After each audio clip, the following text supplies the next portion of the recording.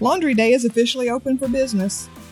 The news, in its infinite wisdom, keeps reminding us that certain clergy members are, shall we say, less than saintly when it comes to sexual and other abuses.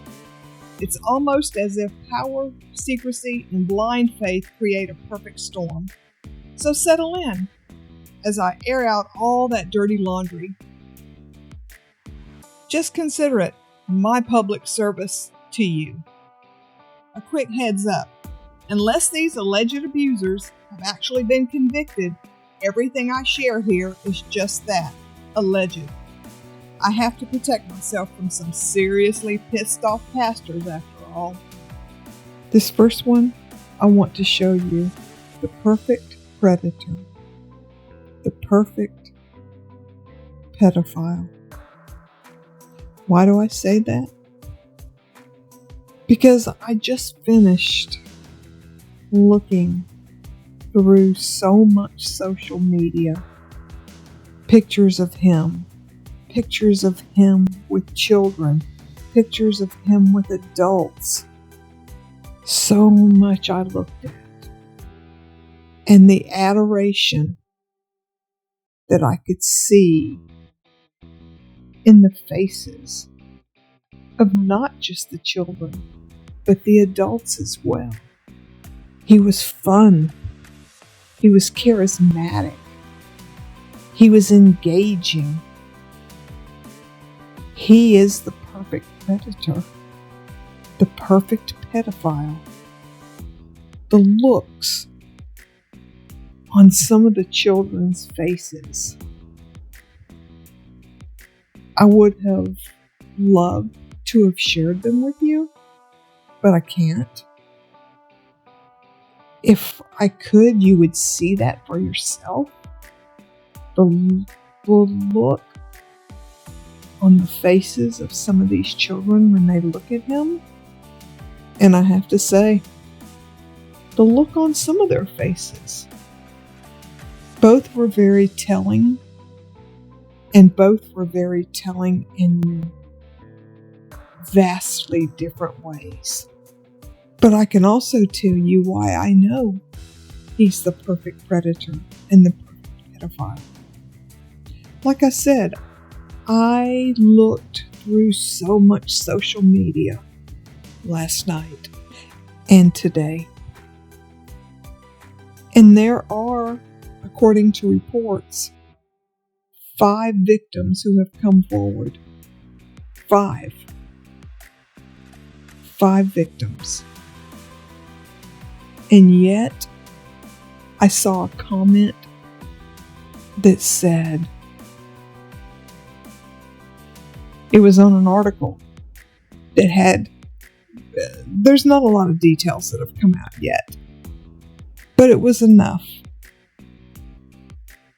And it was enough in the fact that it said there were 5 victims that had come forward. And yet, the comment I saw was, I 1000% don't believe this. That, my friends, that is the perfect predator, the perfect pedophile. When they are so convincing that people refuse to believe it. They can't believe it. And who am I talking about? That would be William Auburn Jones, 58 years old, of Gambrills, Maryland. Jones is a pastor of Jessup Baptist Church in Jessup, Maryland, and he was employed as a teacher by Elberton Christian Academy in Millersville from 2020 to 2025. He has been arrested on charges of sexual abuse of a minor, 4th-degree sexual offense, and child abuse. This next story is just as appalling. We're going to take a look in Roanoke, Virginia at Father George Zina. That's Z-I-N-A. He's a priest at St. Elias Catholic Church, Marian Night Center in Roanoke. He is named in a lawsuit that accuses him of sexually abusing a young boy in the early 2000s. For right now, the young man is staying anonymous. We're going to call him John Doe. He's asking for compensation in the amount of $10 million in damages. He's going after the Diocese of Orlando, the Holy Family Catholic Church of Orlando, and St. Jude Maronite Catholic Church. Let's take a look at his story. Seems Father Zina, he often gave this young boy special attention. And pay close attention to what I'm saying, please. Pay close attention, because this is grooming behavior 101. It was normal. It was his usual practice that he gave this young man special attention. He singled him out specifically. He would refer to him as, quote, his best boy. That makes me want to throw up. He would do this in front of other priests too. He would give him shoulder massages, single him out in front of other priests. I mean, come on. The young boy and his family too, and that also, it's been proven, these pedophiles, they don't just groom the victim, they groom the entire family. This is intentional, and it's very well planned and carried out with very specific purposes. His family, the young man's family, they developed a close relationship with Zina. And I read that when the priest went to a different church, the young man's family followed him there. That's how close they all were. But yeah, John Doe, he got lots of personal attention. He would get to go alone with Father Zina to places. And you would think people would have taken notice. People would have thought something like, well, that's odd. That young boy is with that same priest all the time. But people don't. People just go, oh, isn't that nice? He loves children. And isn't that so special that he's taking such an interest in this young man? We've seen it time and time again. Come on, people. Open your eyes. You need to check and see if this child could be in danger in some way. Protect him. Protect them all. Oh, and this part is so disgusting. I read that John Doe, in his civil suit, said that Zina told him, get this now, Zina told him, quote, God chooses one altar server to be with the priest in same-sex relationship that God approves of, and that he and John Doe would eventually live together. Unquote. Oh my God. Yeah, I just can't. And of course he was told to keep silent. They're always told to keep silent. But to tell him that God blessed this relationship? Come on. Because if a kid hears that, especially from a pastor, a clergy, a priest, they're going to go along with it because they are taught to. Children are taught to revere these men and women. And this priest abused this young man over and over for years, countless times. Disgusting. And this was not hidden from the other priests. That special attention, the being alone, the singling out, someone should have said something. But of course, this seems to be typical in the Catholic Church. But honestly, I've seen it elsewhere. I've seen it in other churches and other religions. Zina was placed on leave in 2009 or 2010, and then they transferred him to another church. Let's just move them around. Almost like, the game where you put the small ball or something under the cups and then you quickly move them around and you try to guess, where the ball is. That's what it's like.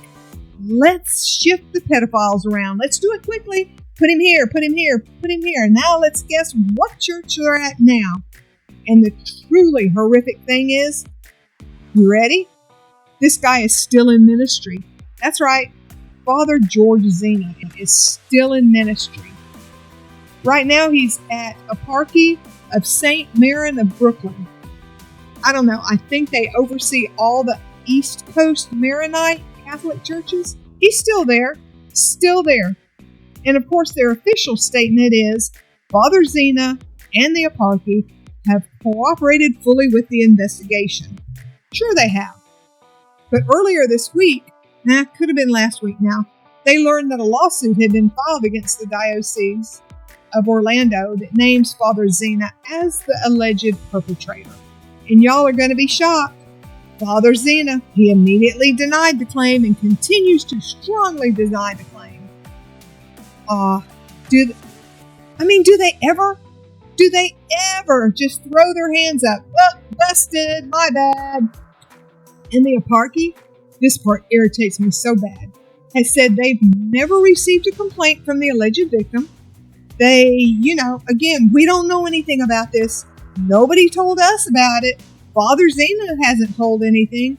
He's been the exemplary priest for 38 years. Oh my God. They've said they've never received a complaint from the alleged victim, that law enforcement's investigation is still going on, no criminal charges have been filed. They don't see any reason to do anything about it. The review board said, we're not going to do anything right now. No, not at this time. And for this last one for the day, I'm going to tackle the most disgusting and appalling one. This piece of crap, John Radcliff II, 58 years old, of Nettie, West Virginia, is a former youth pastor and has been indicted on 47 sex-related charges, many of them multiple young girls when they were, hold your breath, when they were just 3 and 4 years old, and he kept it up for several years until they were close to teenage years. And you want to hear what makes it even worse? Many of them were his nieces. That's right, his own family, his very own nieces. Made them perform sexual acts on him and sexually assaulting them in other ways throughout their childhood. He was arrested back in November on those 47 sex-related charges, and all of those were in relation to 6 victims. Let me spell this out for you clearly. Let me share with you all that he's being charged with. Let it settle over you. Let it sink in. Listen to what I'm saying. He is being charged with 3 counts of sexual abuse by a parent, guardian, or custodian, 2 counts of first-degree sexual abuse, 1 count of first-degree sexual abuse, and 1 count of incest for victim number 1. 5 counts of sexual abuse by a parent, guardian, or custodian, 3 counts of first-degree sexual assault, 3 counts of incest, and 1 count of first-degree sexual assault for victim number 2.